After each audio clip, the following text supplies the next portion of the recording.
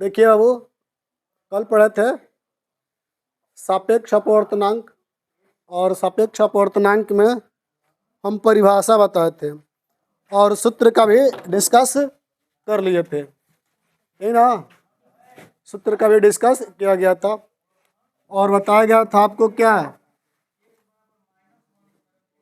सापेक्ष अपवर्तनांक, यही बताया गया था ना, सापेक्ष अपवर्तनांक। ठीक है,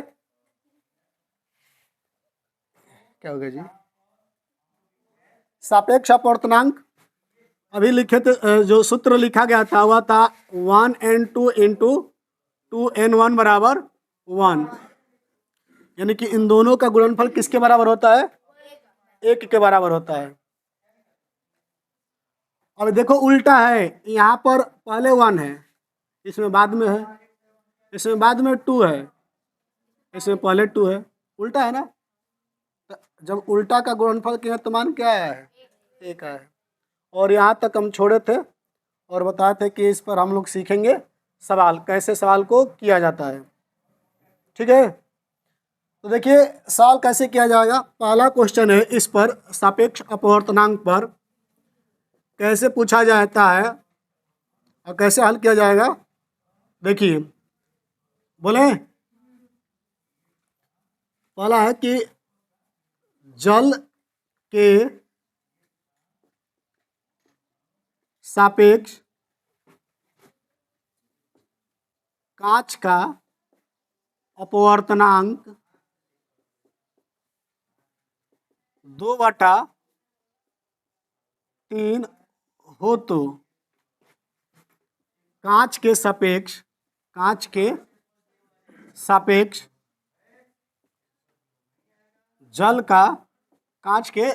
जल का अपवर्तनांक ज्ञात कीजिए।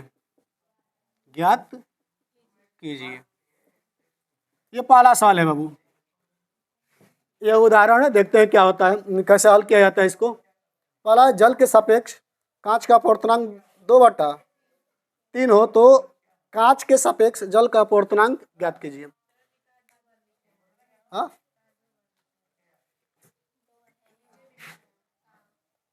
का यहाँ पर भी,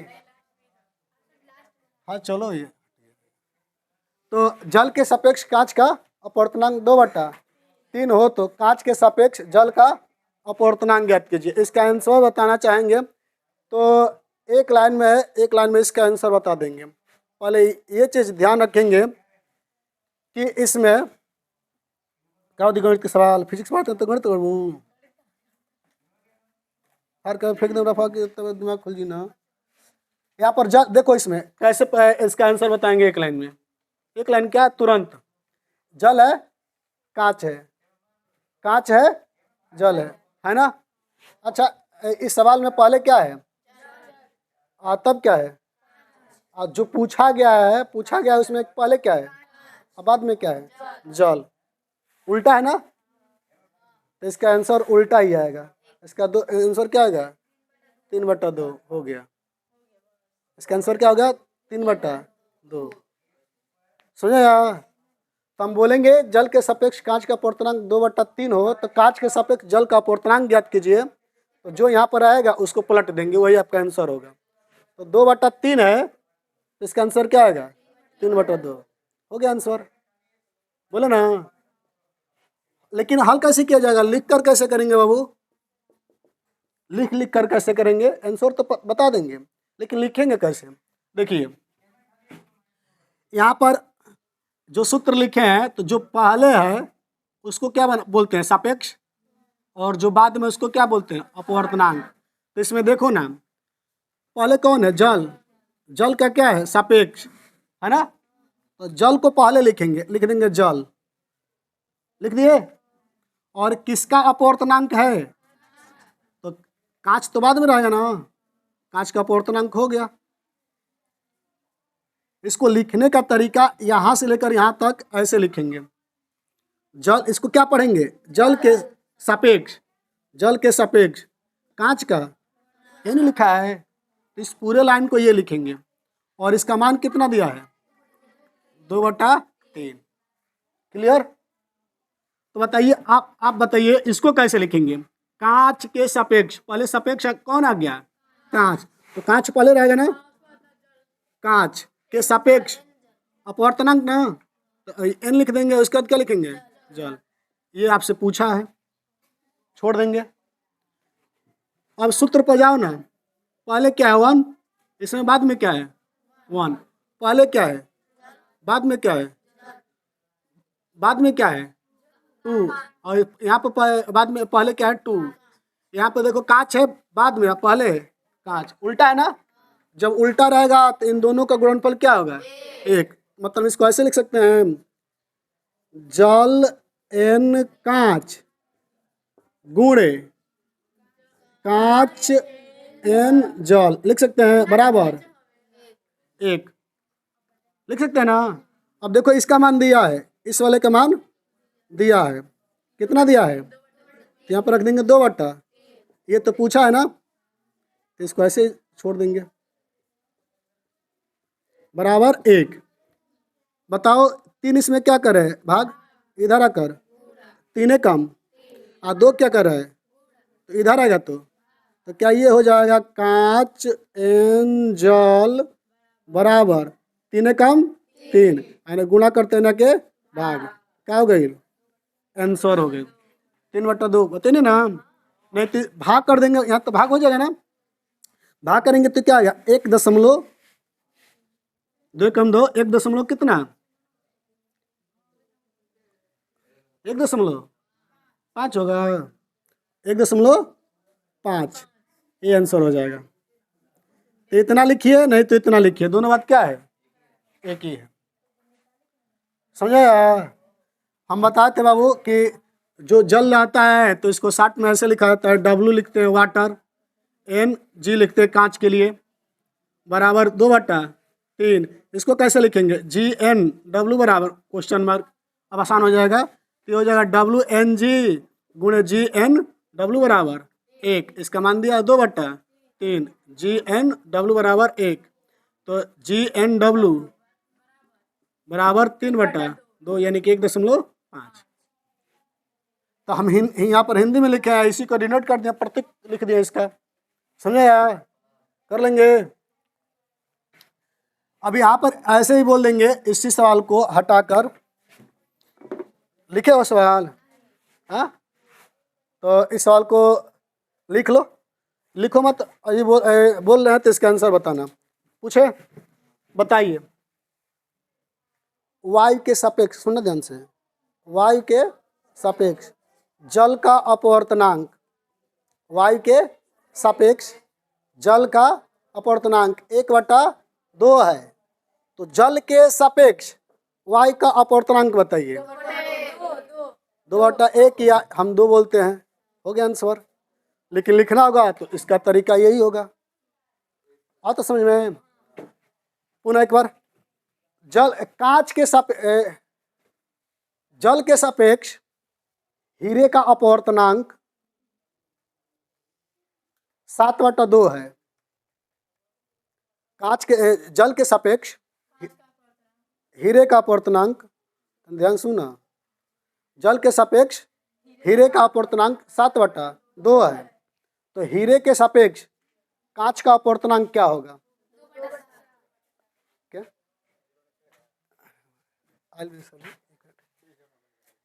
बस एक मिनट रुकी, स्टॉप कर दो इसको, स्टॉप कर दो, ऊपर वाला कर। देखो साल पिछले साल किए थे तो कितना आंसर आया था? बोलिए, आंसर कितना आया था? 3/2 या 1.5। और यहाँ पर जो सवाल लिखा गया है, बात तो क्या बात कर रहे हो जी?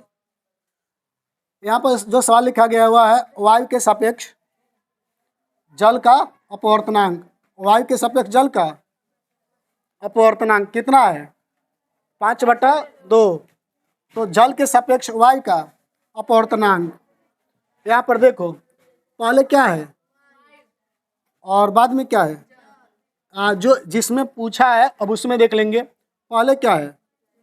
अब बाद में क्या है, उल्टा है ना, प्रश्न पढ़ने से ही पता चला कि उल्टा दिया है। तो इसका मतलब कि जो मान दिया है 5/2, तो आंसर इसका उल्टा ही आएगा, इसे पलट देंगे तो इसका आंसर कितना हो जाएगा, 2/5 हो गया आंसर। समझे आप?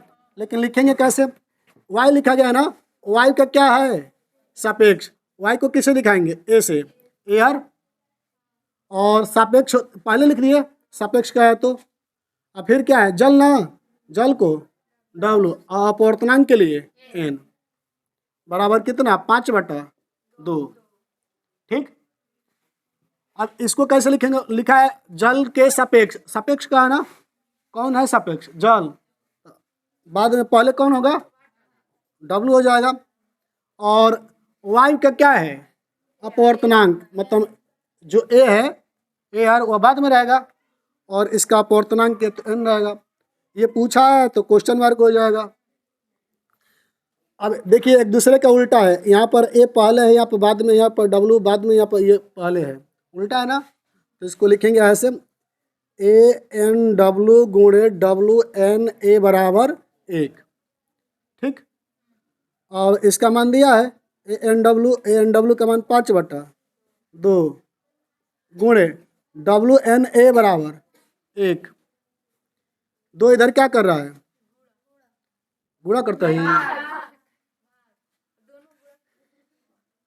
मगर तो जबान ना, 2 इधर क्या कर रहा है, भाग इधर आकर, अब 5 क्या कर रहा है, इधर आएगा तो लिख सकते हैं WNA बराबर 2/5।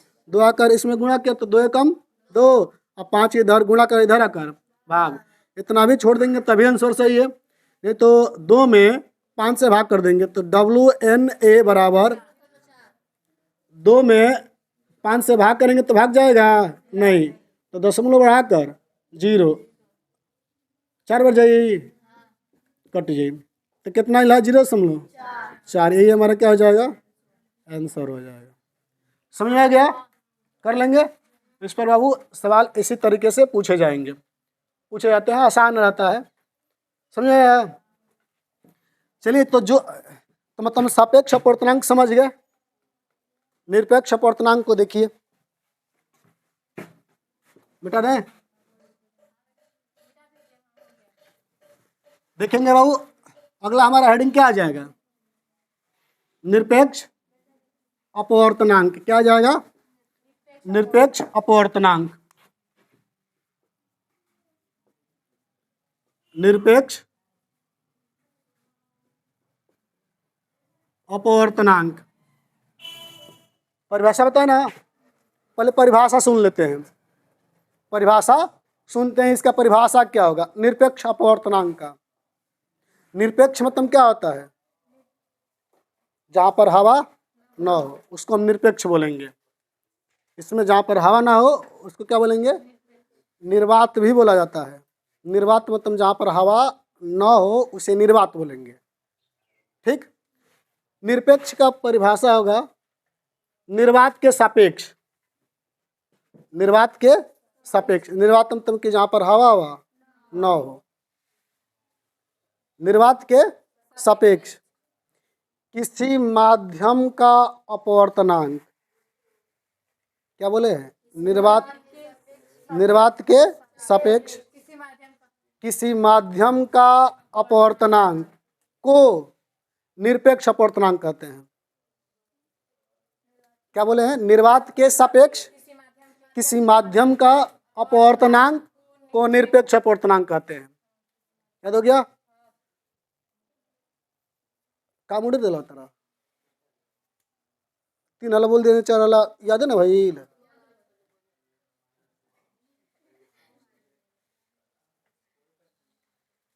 निर्वात के सापेक्ष, पहले क्या बोलेंगे, निर्वात के, उसके बाद बोलेंगे किसी माध्यम, कोई भी माध्यम लिख सकते हैं, हवा लिख सकते हैं, जल लिख सकते हैं, कांच लिख सकते हैं, हम कोई भी माध्यम लिख सकते हैं, समझा। तो वही बोले किसी माध्यम का अपवर्तनांक, इसको ऐसे लिखा जाता है, Ng लिख सकते हैं, Nw लिख सकते हैं, Nd लिख सकते हैं, ऐसे लिखा जाता है।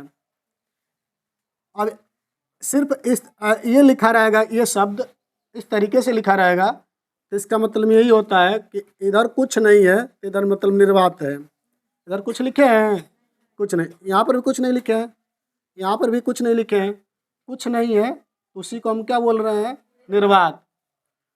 आ रहा समझ में? तो बाबू यहाँ पर क्या है, निर्वात है। कुछ नहीं है तो निर्वात। यहाँ पर भी क्या है, निर्वात। यहाँ पर भी क्या है, निर्वात। तो क्या बोलेंगे, निर्वात के सापेक्ष।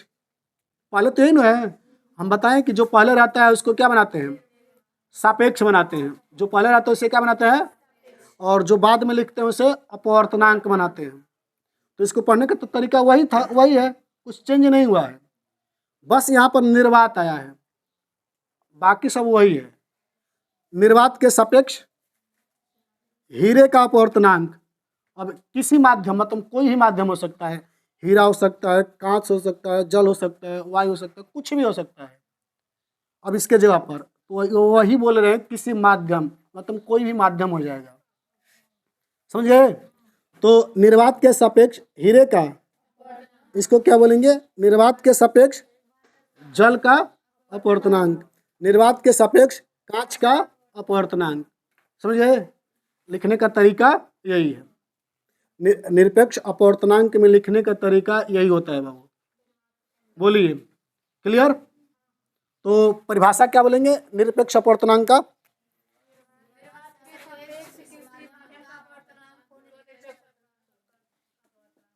निर्वात के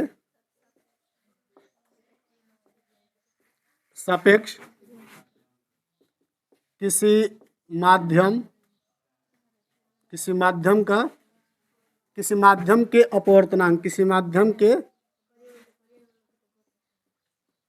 अपवर्तनांक को क्या बोलते हैं, निरपेक्ष अपवर्तनांक बोलते हैं। निर्वात के सापेक्ष किसी माध्यम के अपवर्तनांक को निरपेक्ष अपवर्तनांक कहते हैं। समझे? और इसको लिखने का तरीका यही है। इधर जो पहले रहेगा वो कुछ भी नहीं रहेगा, कुछ भी नहीं रहेगा तो हम क्या मानेंगे बाबू, निर्वात मानेंगे। समझ में आया? हाँ, समझ आ गया? बोलो। अच्छा ये बताओ, ये शब्द लिखे हैं निर्वात, जो लिखे हैं, तो निर्वात में प्रकाश की चाल कितना होता है? निर्वात में प्रकाश की चाल बताइए। 3 × 10⁸ मीटर प्रति सेकेंड इन होता है, ये याद रहना चाहिए। और प्रकाश की चाल को दिखाते हैं सी से। प्रकाश की चाल को किसे दिखाते हैं? सी से दिखाते हैं। क्या लिखे हैं? प्रकाश निर्वात में प्रकाश की चाल, प्रकाश की चाल को किसे दिखाते हैं? सी से दिखाते हैं। और कितना होता है? 3 × 10⁸ मीटर प्रति सेकेंड। ठीक। अब आपसे पूछा जाएगा ये कि अपवर्तनांक, अपवर्तनांक मतलब एन, अपवर्तनांक मतलब एन, और निर्वात में प्रकाश की चाल मतलब निर्वात में संबंध बताइए। दोनों में रिलेशन क्या होता है, दोनों में संबंध क्या होता है? तो यहाँ से भी एक सूत्र आएगा। सूत्र ये बहुत बढ़िया सूत्र है, जो संबंध होता है। बताइए एन क्या है? अपवर्तनांक क्या है? सी क्या है? प्रकाश की चाल बटा भी। भी क्या है? किसी माध्यम में प्रकाश का वेग है, किसी माध्यम में प्रकाश का वेग। तो एन बराबर सूत्र क्या हो गया? सी बटा भी। एन बराबर सी बटा भी। अब थोड़ा बताइए, एन को बोलते क्या है? अपवर्तनांक बोलते हैं। क्या बोलते हैं बाबू? सी को क्या बोलते हैं? लिखे ये प्रकाश की चाल। और भी को क्या बोलेंगे? ये बोलेंगे किसी माध्यम में प्रकाश का वेग। समझ गए? ये बहुत बढ़िया सूत्र है, बहुत महत्वपूर्ण सूत्र है ये। n बराबर c बटा भी। अब देखो n बराबर अपवर्तनांक के लिए दो सूत्र पढ़ चुके, एक ये पढ़े और एक कल पढ़े थे। क्या पढ़े थे? n बराबर साइन आई बटा साइन आर। याद आ रहा है कुछ? एक ये पढ़े और एक ये पढ़े, दोनों में थोड़ा सा अंतर ढूंढिए कैसे याद रहेगा। इसमें बाबू आई क्या है? आपतन कोण, और आर क्या है? अपवर्तन। इसमें एंगल दिया है, एंगल के माध्यम से ये निकाले हैं, अपवर्तनांक निकाले हैं। लेकिन इसमें कोण दिया है नहीं, इसमें हम चाल के माध्यम से निकाल रहे हैं, निर्वात में चाल, किसी माध्यम में प्रकाश की चाल, ऐसे निकाल रहे हैं, और अपवर्तनांक, इन दोनों में रिलेशन निकाल रहे हैं। तो n बराबर सूत्र क्या आ गया? c बटा भी। n बराबर c बटा भी। सवाल में आपको कहीं कहीं पर c का मान नहीं दिया रहेगा, c का मान सवाल में नहीं दिया रहेगा। आपको याद रहना चाहिए कि c को कहते क्या है और c का जो कहते क्या और उसका मान कितना होता है, तो ये पता रहना चाहिए। जब भी सवाल बोला जाएगा तो सवाल में इसके जगह पर, c के जगह पर ये मान रखेंगे, 3 गुणा 10 के पावर 8। अब देखो कैसे सवाल आप पूछेगा। c नहीं दिया रहेगा तो c तो हमें तो फिक्स है, हमें पता है, हम जानते हैं पहले से। लेकिन ये चीज दिया रहेगा आपको, भी लिखा रहेगा जल में प्रकाश का वेग, अब जितना दे दे 5 गुणा 10 के पावर 8 दे दिया, या 3.5 गुणा 10 के पावर 8। जल क्या है? माध्यम है। जल क्या है? या बोल देगा कांच में प्रकाश का वेग, कांच क्या है? माध्यम है। देखो किसी कोई भी माध्यम आ रहा है ना, तो कोई भी माध्यम लिखेगा तो अभी का मान होगा। कोई माध्यम लिखेगा और उसमें लिखेगा उस माध्यम में प्रकाश का वेग इतना है, तो किसका मान होगा? भी का। तो भी का मान दिया रहेगा तो क्या पूछेगा? n पूछेगा। नहीं तो n दिया रहेगा आपसे भी पूछेगा। यही दो पूछे, सिर्फ यही दो पूछेगा वो, या तो n पूछेगा, नहीं तो c तो जानते हैं हम, c हमें पता पहले से है, 3 गुणा 10 के पावर 8। क्लियर? इसमें से दो ही आपसे पूछ सकता है, n देकर भी पूछेगा, भी देकर n पूछेगा। समझ गए? n बराबर सूत्र हमारा क्या होगा? c बटा भी। दो सूत्र हो गया। आगे पढ़ेंगे, थोड़ा सा और आगे बढ़ेंगे तो n का एक और सूत्र आएगा, अपवर्तनांक का एक और रिलेशन आएगा। आप फिर जस्ट उसके आगे बढ़ेंगे तो एक और आएगा अपवर्तनांक का। कितने आएंगे? 4 आएंगे इस प्रश्नावली में n बराबर। तो धीरे धीरे इसको सीखना है कि कहाँ पर किस तरीके से सूत्र को यूज करना है। समझ आ रहा है कुछ? 4 क्या 5 आ सकते हैं। पहला n बराबर ये होगा स्नेल का नियम, n बराबर साइन आई बटा, और दूसरा n बराबर c बटा, और जो हम तीसरा पढ़ेंगे वह पढ़ेंगे n बराबर sine lambda m plus a बटा 2 बटा साइन a बटा 2। ये सूत्र पढ़ेंगे। समझ में कुछ आता? आई आई आई अब एजा लिखी जाए पहुँच चलना ही, तो धीरे धीरे पहुँचे के तो यो सीख जाए के। इतना समझ में इतना n बराबर c बटा v। ठीक है, चलिए यहाँ तक पहले लिखते हैं, तब आगे हम लोग चलेंगे। ठीक है ना? स्टॉप कर दो।